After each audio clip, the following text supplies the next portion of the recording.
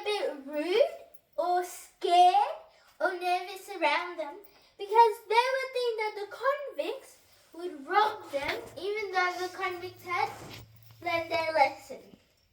So here it says people weren't scared that the citizens, so the normal people, they weren't convicts, nothing, they weren't scared that they would rob them, and they were nicer to them than they were to the convicts because they knew that they hadn't committed a crime.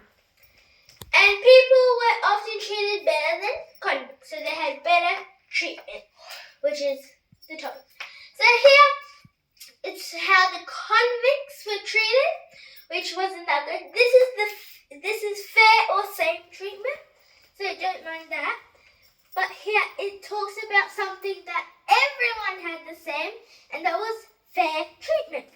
So even if you're an official, that doesn't mean you get more food, so more slices, maybe you got one whole slice of pizza or bread, whereas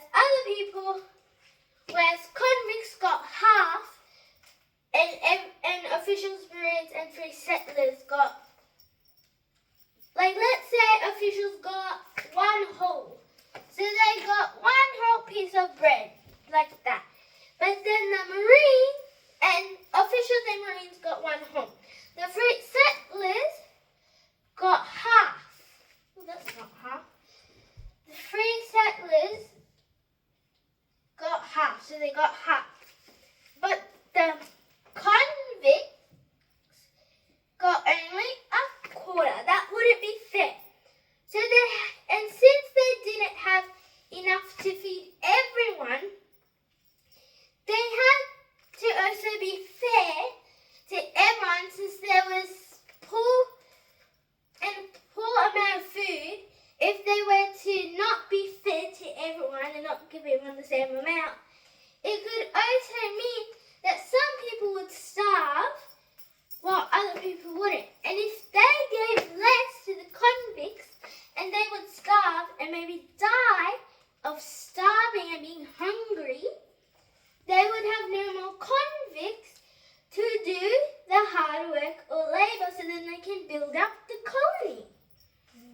So they had to ration the food to be fair, because it wasn't fair to give this person got one whole piece of bread. This person got half a piece of bread, and this person got a quarter. So if we have one piece of bread, you cut it in four, they only get 1/4. Finish. And then citizen non-convicts treatment, they were treated better than convicts. What reasons caused convicts to be transported?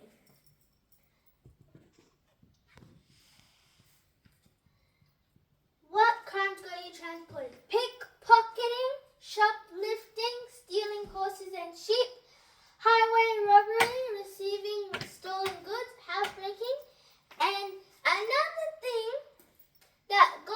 so these are crimes that got you transported to Australia. So if you did one of these things on this side, you would come to Australia to serve your sentence. So if you... Por que então que eles pegou os criminosos?